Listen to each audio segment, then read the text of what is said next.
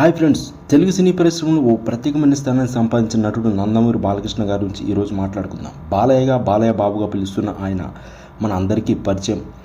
అవతార సింహం.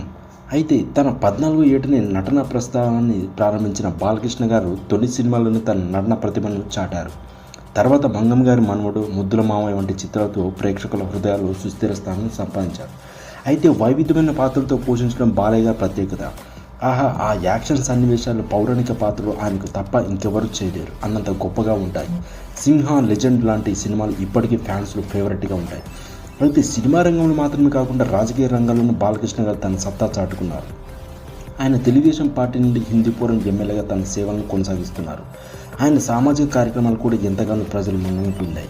అయితే నందమూరి బాలకృష్ణ గారు ఎన్నో రంగాల్లో మచ్చ కాస్తూ నిలిచారు. ఆయన సినీ జీవితం, రాజకీయ జీవితంలో ప్రజల కోసం చేసిన సేవలు, ఇలాంటి మహానుభావుని మనం ఎప్పుడు గౌరవించాలి.